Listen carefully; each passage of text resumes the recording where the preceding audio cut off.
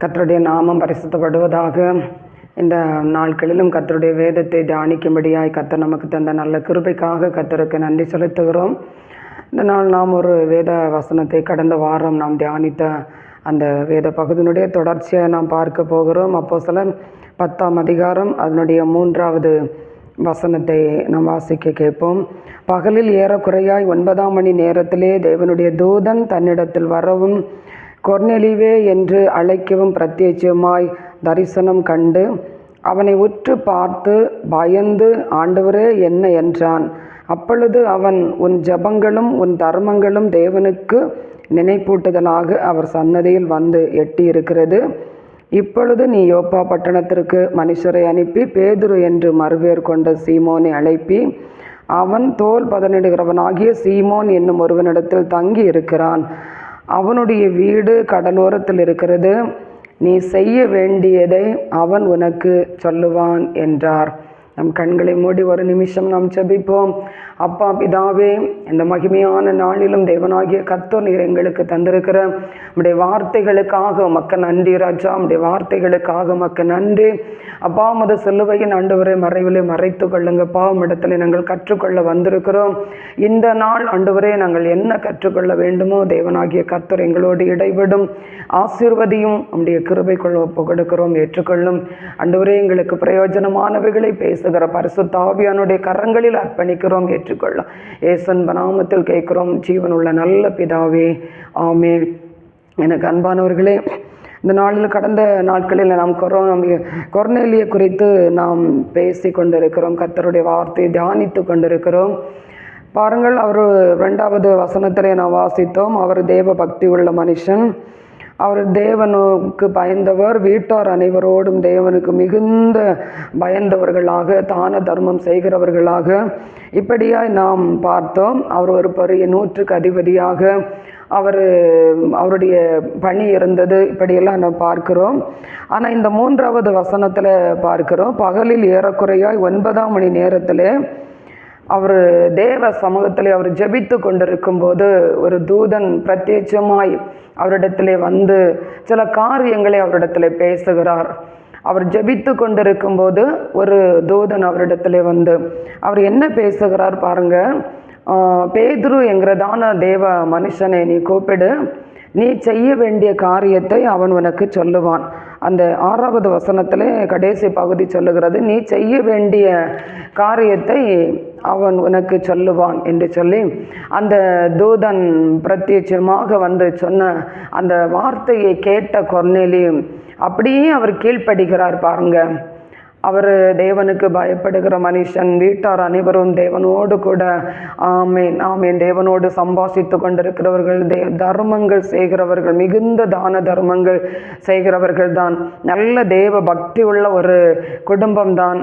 ஆனால் பாருங்க, அவரிடத்துல இன்னும் ஒரு குணம் காணப்படுகிறது, நல்ல ஒரு கீழ்ப்படிதல். தேவனுடைய வார்த்தைக்கு கீழ்ப்படுகிறது, தேவனுக்கு கீழ்ப்படுகிற ஒரு இருதயம். அவன் உனக்கு சொல்லுவான் என்று சொல்லு. அந்த வார்த்தையை கேட்ட உடனே அவர் அப்படியே தன்னுடைய வேலைக்காரரில் 2 பேரை அழைத்து, தேவ பக்தி உள்ள ஒருவரையும் அப்படி 3 பேரை அழைத்து அப்படியே அவர் அனுப்புகிறார் பேதுருவை கூப்பிடுவதற்கு.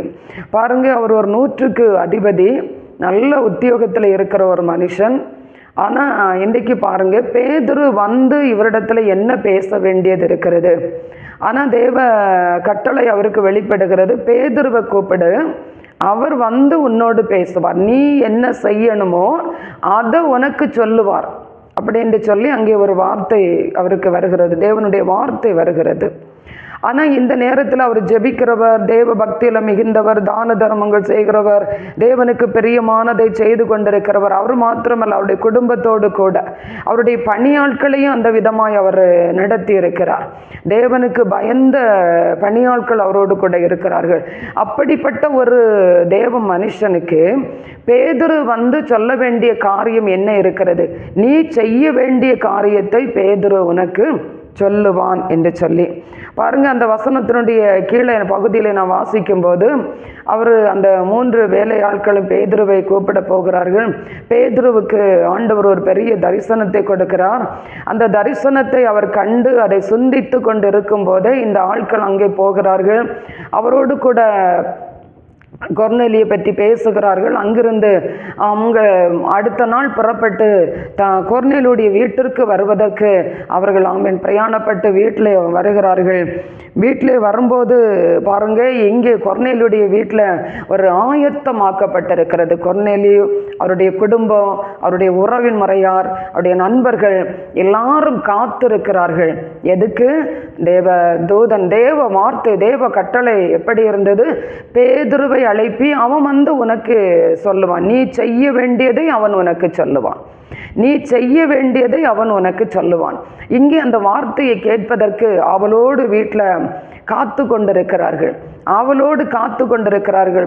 கொர்நேலியு, அவருடைய குடும்பம், அவருடைய உறவுகள் இப்படியே காத்து கொண்டு இருக்கும்போது பாருங்க, அவங்க வீட்டில் வந்த உடனே தானே அவர் கேட்கிறார், என்னை எதற்காக நீங்கள் அழைத்தீர்கள், எதற்கு நீங்கள் என்னை அழைத்தீர்கள் என்று சொல்லி அந்த 29வது வசனத்தில் நான் வாசிக்க முடியும்.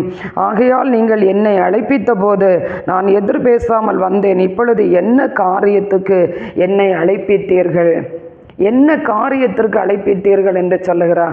ஆனால் ஆண்டவருடைய சமூகத்தில் பாருங்க, அவர் எவ்வளவு தாழ்மையோடு தேவனுடைய சமூகத்தில் கேட்க, ஒரு கீழ்ப்படிதலோடு ஆவலோடு தேவனுடைய வார்த்தைக்கு அவர் என்ன சொல்ல போகிறார் என்கிறது அவர் கேட்பதற்கு அவர் ஆயத்தம் உள்ளவராக இருக்கிறார். பாருங்க, அப்போ அவர் கொர்நேலியு சம்பாசித்த காரியங்களை சொல்லுகிறார். தேவதூதன் பேசின காரியங்களை அவர் சொல்லுகிறார். அந்த 32வது வசனத்தில் அந்த கீழ்ப்பகுதி சொல்லுகிறது, அவன் உன்னிடத்தில் பேசுவான் என்றார். அவன் உன்னிடத்தில் பேசுவார். எனக்கு தேவ கட்டளை வெளிப்பட்டிருக்கிறது, நீ பேதுருவை கூப்பிடு, அவன் உன்னிடத்தில் பேசுவான், அதற்கு நீ கீழ்ப்படி என்று சொல்லி. ஆனால் அவர் பேதுரு பேசுகிறார். அதனுடைய 34வது வசனம் சொல்லுகிறது, அப்பொழுது பேதுரு பேச தொடங்கி, தேவன் பட்சபாதம் உள்ளவர் இல்லை என்று. தேவன் பட்சபாதம் உள்ளவர் இல்லை. அவர் அதற்கு கீழாக அவருடைய வார்த்தையை, தேவனாகிய கர்த்தர் அவர் அடிக்கப்பட்டதையும் அவருடைய சுவிசேஷ பகுதிகளையும் இயேசு எப்படிப்பட்டவர் என்கிறதை அவர் அந்த இடத்துல குறிப்பிட்டு பேசிவிட்டு அவர் சொல்லுகிறார். பாருங்க, 37வது வசனத்தில், யோவான் ஞானஸ்தானத்தை குறித்து பிரசங்கித்த பின்பு கல்லியா நாடு முழுவதும் யூதேயா நாடு எங்கும் நடந்த சங்கதி இதுவே. அங்கே ஞானஸ்தானத்தை குறித்து அங்கே அவர் பேசுகிறார். பேதுரு அங்கே ஞானஸ்தானத்தை குறித்து பேசுகிறார். இந்த வார்த்தையை அவர் பேசும்போதே அந்த 44வது வசனம் சொல்லுகிறது, இந்த வார்த்தையை பேதுரு பேசிக்கொண்டு இருக்கையில் வசனத்தை கேட்டவர்கள் யாவர் மேலும் பரிசுத்த ஆவியானவர் இறங்கினார். ஹல்லேலூயா, ஹல்லேலூயா. இன்னைக்கு பாருங்க, தேவனுடைய மனுஷன் கொர்நேலியு அருமையான ஒரு கனம் பெற்ற ஒரு மனுஷன். ஆனால் அவருக்குள்ளே தேவனாகிய கர்த்தர் விரும்புகிற எல்லா காரியங்களும் இருந்தது.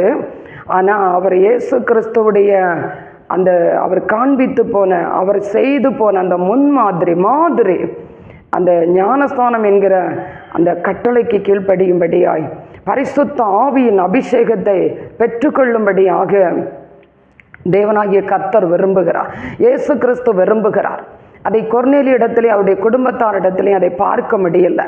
இயேசு பார்க்கிறார், இவனிடத்திலே எல்லா குணநலங்களும் இருக்கிறது.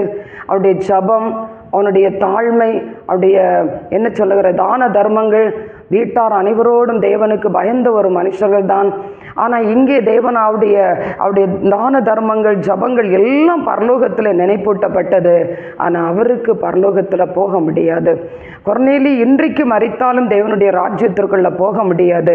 அதனால தான் இயேசு அந்த நிமிஷத்திலே அவர் என்ன செஞ்சாருன்னா, ஒரு தூதனை அனுப்பினார். இன்றைக்கு தூதன் ஒரு மனுஷனுக்கு ஞானஸ்தானம் கொடுத்து பரிசுத்த ஆவியை கொடுக்க முடியாது. அதனால தான் அவர் அப்போஸ்தலர்கள் அவர் ஏற்படுத்தி தன்னுடைய காரியங்களை அவர் ஸ்தோத்திரம் எல்லா அப்போஸ்தலர் கரங்களில் ஒப்பு கொடுத்து விட்டு அவர் கடந்து சென்றார். அப்போஸ்தலர்களுக்குள்ளே பரிசுத்த ஆவியானவர் ஸ்தோத்திரம் அவர்களை ஆட்கொண்டிருந்தார், நிரப்பி இருந்தார். அப்ப பரிசுத்த ஆவியானவர் செய்ய வேண்டிய வேலை, இயேசு கிறிஸ்து கொடுத்த உபதேசம், இயேசு கிறிஸ்து செய்த காரியங்கள் அவர் செய்து முடித்து அவர் போன பிறகுக்கு பரிசுத்த ஆவியானவரை நமக்கு வைத்து விட்டு போனார். நான் போகிறது உங்களுக்கு பிரயோஜனமாய் இருக்கும், நான் போவேன் ஆகில் தேற்றரவாளன் இங்கே வருவார். அந்த தேற்றரவாளன் எங்கே வாருங்க? அப்போஸ்தலர்களுக்குள்ளே. அவர் தேற்றரவாளன் பரிசுத்த ஆவிக்கென்று ஒரு தனியாக ஒரு கோயிலை கட்டி கொடுக்கல. அவர் பரிசுத்த ஆவியானவர் தங்கு இடம்தான். ஆமென். அன்றைக்கு அப்போஸ்தலர்களுக்குள்ளே மேல் வீட்டு அறையில் அவர்கள் இறங்கினார்கள். அவர்கள் மூலமாக ஊற்றப்பட்ட பரிசுத்த ஆவியானவர் இன்றைக்கு உலகம் எங்கிலும் அந்த பரிசுத்த ஆவியானவர் ஊற்றப்படுகிறார். அதுதான் அப்போஸ்தலர்களுக்குள்ள ஊற்றப்பட்ட பரிசுத்த ஆவியானவர் கொர்நேலி வீட்டுக்குள்ள, கொர்நேலி அவருடைய குடும்பம் அங்கே கூடி இருக்கிற எல்லாருக்குள்ளேயும் ஊற்றப்பட வேணும். அதுதான் அவர் சொல்லாரு பாருங்க, பேதுருவை கூப்பிடு, அபிஷேகம் பெற்றிருக்கிற பேதுருவை கூப்பிடு, அவன் வந்து உனக்கு சொல்லுவான், நீ செய்ய வேண்டிய காரியத்தை அவன் வந்து உனக்கு சொல்லுவான். அங்கே வந்து அவர் அந்த வார்த்தையை பேசும்போதே அந்த பரிசுத்த ஆவியானவர் அப்படியே அவர் பொழிந்தருளார். வசனத்தை கேட்ட யாவர் மேலும் அந்த பரிசுத்த ஆவியானவர் அப்படியே அவர் இறங்கார் பாருங்க. அந்த அந்த வசனம் 44வது வசனத்தை கீழே நீங்க வாசிக்கும் போது, அவர்கள் பல பாசைகளை பேசுகிறதையும் தேவனை புகழுகிறதையும் பேதுருவோடு கூட வந்திருந்த விருத்த சேதனமுள்ள விசுவாசிகள் கேட்டபோது பரிசுத்த ஆவியின் வரம் புறஜாதிகள் மேலும் பொழிந்தருளப்பட்டதை குறித்து பிரமித்தார்கள். அவ்வளவு பரிசுத்த ஆவியானவர் அந்த கொர்நேலியுடைய குடும்பத்தாரை நிரப்பினார். அதுதான் தேவனுடைய சித்தமாய் இருக்கிறது. அதுதான் தேவனுடைய சித்தமாய் இருக்கிறது. கொர்நேலியு அதை எவ்வளவு பணம் கொடுத்தும் அந்த பரிசுத்த ஆவியானவரை வாங்க முடியாது. அவருடைய எவ்வளவு கீழ்ப்படிதலையும் ஸ்தோத்திரம், அதை பரலோக ராஜ்யத்திற்குள்ளே பரிசுத்த ஆவியின் அபிஷேகம் ஞானஸ்தானம் இல்லாம போக முடியாது. அதை தான் அங்கே சொன்னார் பாருங்க. பரிசுத்த ஆவிக்குள்ளே நிரப்பப்பட்டவர்கள் அங்கே சொல்லி இருக்கிறது 47வது வசனம், அப்பொழுது பேதுரு, நம்மை போல் பரிசுத்த ஆவியை பெற்ற இவர்கள் ஞானஸ்தானம் பெறாதபடிக்கு எவனாகிலும் தண்ணீரை விலக்கலாமா என்று சொல்லி கர்த்தருடைய நாமத்தினாலே அவர்களுக்கு ஞானஸ்தானம் கொடுக்கும்படி கட்டளையிட்டான். அவர்கள் ஞானஸ்தானம் எடுத்துக்கொண்டார்கள். இங்கே வேதம் சொல்லுகிறது, அப்போஸ்தலர் 10:6, அவன் வந்து உனக்கு நீ செய்ய வேண்டியதை அவன் உனக்கு சொல்லுவான். பேதுரு வந்து என்ன சொல்லி கொடுத்தா? ஞானஸ்தானத்தை குறித்து சொன்னார். ஞானஸ்தானம் அவர் எடுப்பதற்கு அவர் இந்த உபதேசத்தை கொடுத்தார். பரிசுத்த ஆவியானவர் பொழிந்தருளப்பட்டது. இன்றைக்கு நம்மில் ஸ்தோத்திரம் இந்த வார்த்தையை கேட்கிறார். தேவ ஜனமே, தேவனாகிய கர்த்தர் நம்மிடத்தில் இந்த கடைசி நாட்களில் விரும்புகிறது இதுதான். இன்னைக்கு நம்மிடத்தில் அநேக நல்ல குணங்கள் இருக்கலாம், நல்ல ஜபம் இருக்கலாம், தேவ சமூகத்திலே நாம் தேவனுக்கு பயந்து நாம் தீமைக்கு விலகி நாம் இருக்கலாம். நான் ஆண்டவருடைய சமூகத்தில் ஒவ்வொரு நாளும் நாம் உபவாசித்து ஜபிக்கிறவர்களாக இருக்கலாம், குடும்பத்தோடு ஜபிக்கிறவர்களாக இருக்கலாம். ஆனால் இன்றைக்கு ஆண்டவராகிய இயேசு கிறிஸ்து உங்களிடத்தில் என்னிடத்தில் எதிர்பார்க்கிறது அதுதான். இன்னைக்கு ஞானஸ்தானம் தண்ணீரில் மூழ்கி பிதா குமாரன் பரிசுத்த ஆவி நாமத்தினாலே ஞானஸ்தானம் பெற்று தேவ சமூகத்தில் பரிசுத்த ஆவி ஸ்தோத்திரம் வரத்தை பெற்றுக்கொண்டு ஆண்டவருக்காக நாம் நிற்க வேண்டும் என்று சொல்லி தேவனாகிய கர்த்தர் நமக்கு நல்ல ஒரு ஆலோசனையை சொல்லுகிறார். இந்த கொர்நேலிய குடும்பம் இதற்கு ஒரு முன்மாதிரியாக இருக்கிறது. கொர்நேலிக்கு ஞானஸ்தானம் உண்டென்றும் பரிசுத்த ஆவியின் அபிஷேகத்தை பெற்றுக்கொள்ள வேண்டும் என்று அவருக்கு தெரியல. மீதி எல்லாவற்றையும் ஸ்தோத்திரம் அவர் செய்து கொண்டிருந்தார். மீதி எல்லா காரியத்தையும் அவர் செய்து கொண்டிருந்தார். அதை தான் அவர் சொல்லுகிறார், பேதுருவை கூப்பிடு, நீ செய்ய வேண்டிய காரியத்தை அவன் உனக்கு சொல்லுவான் என்று சொல்லி. இங்கே பாருங்க, பேதுரு அதை குறித்து பேசின வாயை திறந்த போதே பரிசுத்த ஆவியானவர் ஊற்றப்பட்டார். இன்றைக்கு நம்மளே எத்தனை பேர் இந்த பரிசுத்த ஆவியின் அபிஷேகத்தை குறித்தும் ஞானஸ்தானத்தை குறித்தும் ஒரு தெளிவில்லாதபடிக்கு, ஒரு தெளிவான ஒரு உபதேசம் இல்லாதபடிக்கு இன்றைக்கும் இதண்டாவாதம் பேசி கொண்டிருக்கிற எத்தனையோ பேர் நாம் இன்றைக்கு இருந்து கொண்டிருக்கிறோம் அல்லவா? சரியான ஒரு உபதேசத்திற்குள்ளே போகாதபடிக்கு இன்னைக்கு ஸ்தோத்திரம். இங்க பேதுரு சொல்லுகிறார் பாருங்க, பரிசுத்த ஆவியின் அபிஷேகத்தை பெற்றுக்கொண்டவர்கள் தண்ணீரை விலக்கலாமா? ஆனா இயேசு கிறிஸ்து சொல்லுகிறார், இவ்வளவு ஜபமும் தான தர்மங்களும் இவ்வளவு நற்கிரியைகளும் நிறைந்த ஒரு ஸ்தோத்திரம் மனுஷன் அவருடைய குடும்பமா இந்த ஸ்தோத்தரிக்கிற ஞானஸ்தானத்தை பரிசுத்தாவின் அபிஷேகத்தை குறித்து அறியாமல் இருக்கலாமா? அதை பெற்றுக்கொள்ளாமல் இருக்கலாமா? ஆனால் அந்த பேதுரு மூலமாக அந்த குடும்பத்தை அவர் ஆசீர்வதித்தார். நாம் இன்றைக்கு நினைத்து கொண்டிருக்கிறோம் பாருங்க, உலகத்தில் இருக்கிறதான இந்த காரியங்கள் நமக்கு ஆசீர்வாதம், நம் ஜபத்தின் மூலம் இது எல்லாவற்றையும் தேவன் நமக்கு கொடுத்து விட்டார். இதனால் நாம் திருப்தி அடைந்து கொண்டிருக்கிறோம். இல்ல சகோதரங்களே, என்னை கேட்கிற சகோதரங்களே, தாயே, இதெல்லாம் நமக்கு திருப்தி.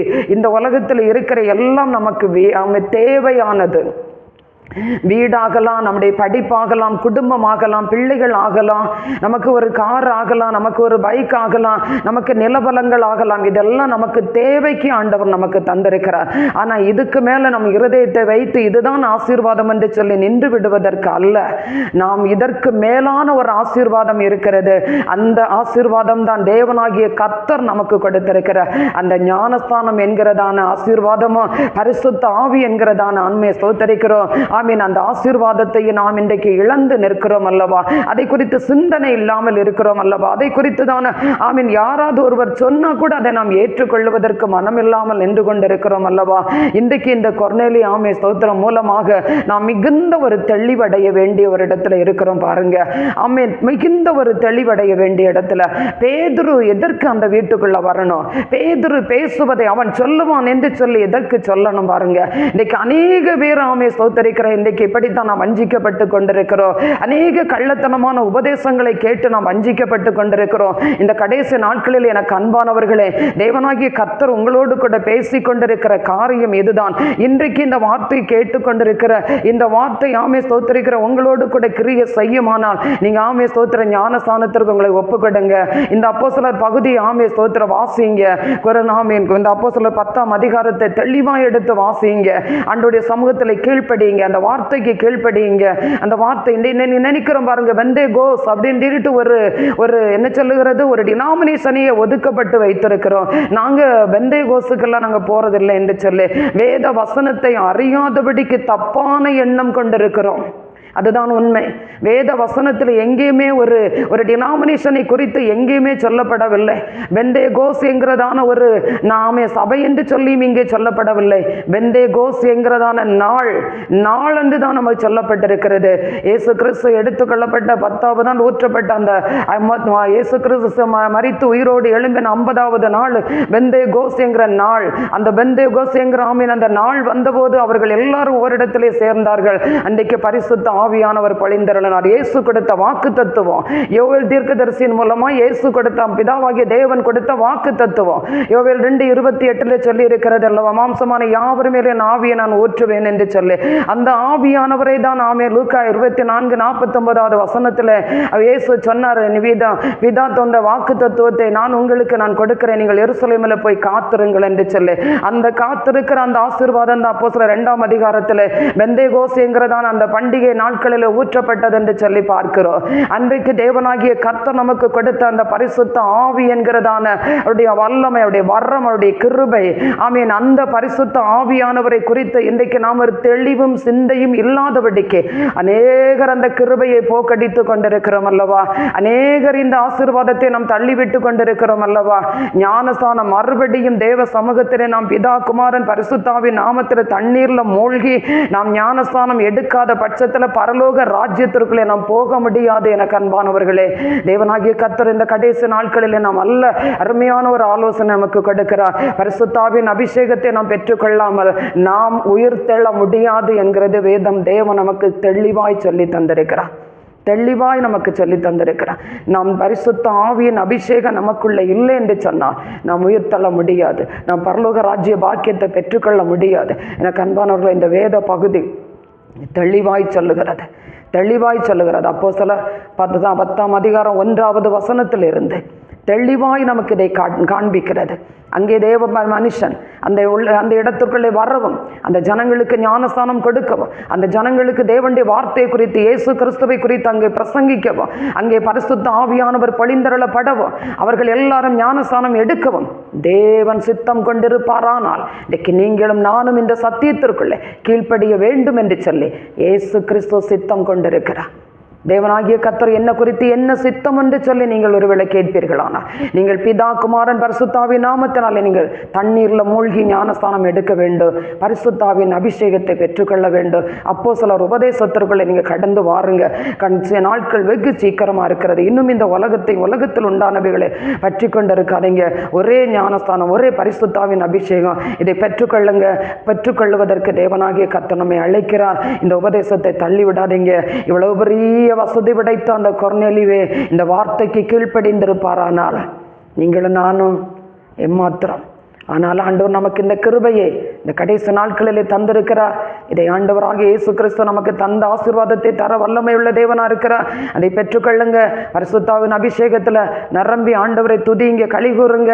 கர்த்தருடைய வருகை நாட்களில் அவரோடு கூட நாம் ஸ்தோத்தரிக்கிற எழுந்தருள போகிறோம். அவரோடு கூட நாம் மகிழ்ந்திருக்க போகிறோம். கர்த்தர் எவ்வளவு பெரிய சந்தோஷமான ஆசீர்வாதத்தை நமக்கு வைத்திருக்கிறார். இதை தள்ளிவிட்டு உலகத்தை நோக்கி போனோமானால் தண்டனைக்கு நாம் தப்பித்துக் கொள்ள முடியாது. எனக்கு அன்பானவர்களே, தேவ சமூகத்தில் இந்த ஆலோசனை ஏற்றுக்கொள்ளுவோம். கர்த்தர் நம்மை ஆசீர்வதிப்பார். கண்களை மூடி நாம் ஜெபிப்போமா? அப்பா பிதாவே, இந்த கொர்நேலி மூலமாய் அவருடைய குடும்பத்தின் மூலமாய் ஆண்டவரே நல்ல ஒரு தெளிவான ஒரு ஆலோசனையை கர்த்தர் எங்களுக்கு தந்திருக்கீங்கப்பா.